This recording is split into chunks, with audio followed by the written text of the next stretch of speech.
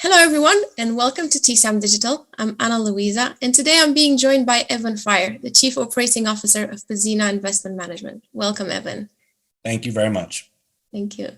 So today we want to be talking about the future of the office, and we're taking the post-pandemic view on how we believe getting back to the office is in the best interest of asset managers.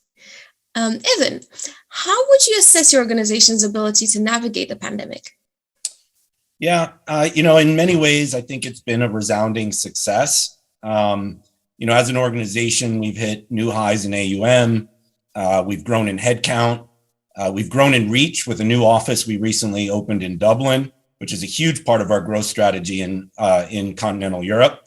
And we've done things like maintain traditions in virtual formats. So we do an annual Pzena challenge that's kind of a team building and competitive event that we've done every year.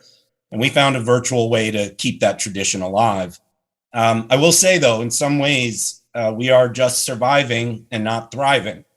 And what I mean by that is, I guess it's kind of hard to put a finger on, but we're missing the energy of being together.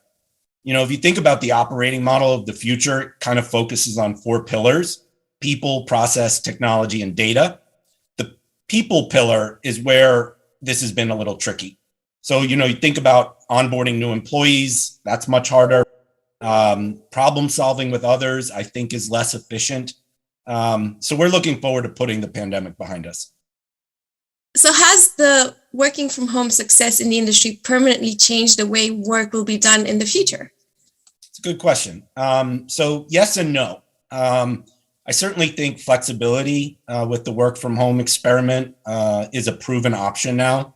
And I think that will certainly be in the mix going forward. I do also think, though, that the move back to offices and offices being the center of gravity is a reality that I think will kind of move us back towards some pre-pandemic normal. But I think I'll caveat all of that with the fact that it's going to take time. People have grown roots, kind of, so to speak, sitting at home, and to uproot from something that they've become very comfortable with, it's not easy. And so I think we all have to be patient with this transition back to offices. But, in my humble opinion, I do think that's where we're heading. That's really interesting. And it actually makes me think, what do you think the issues are with setting a policy around working from home versus in-office requirements? I'm really, really interested also to know what the reaction was in your company around this. So that's great. Let me take this in two parts. So first off, when you try and think about setting a policy, I think we have to start with the idea that this is really complicated. The world that we all live in our industry right now, there's a war for talent. Wages are going up. This work from anywhere option is changing the way recruiting gets done in the world. So, for example, where we would normally look for someone to hire that lives in the general New York vicinity, and that was a talent pool that kind of looked for jobs that were in that area. In the world where we're heading, if a company is willing to hire remotely, we could be competing for talent with firms from California. So that's making the world a little tricky. And if you want to stay competitive, you obviously have to account for that. Then you've got employee retention. So creating a policy that is palatable to the people you want working for you, you have to figure that out as well. You have to juggle what's in the business's best interest versus individual staff desires and acknowledge that those things might be in competition with each other. And so it's really, really hard to thread the needle when you think about setting policy. For us, specifically, the last 2 years have definitely solidified something for me. You probably are never going to please everyone. We've asked our staff for patience as we experiment with our return to office plans.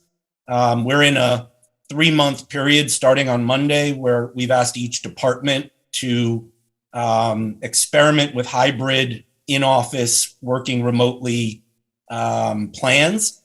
We're going to assess that 3 month period. We're then going to move into another 3 month period where we're going to do 4 days mandatory in the office with one remote day.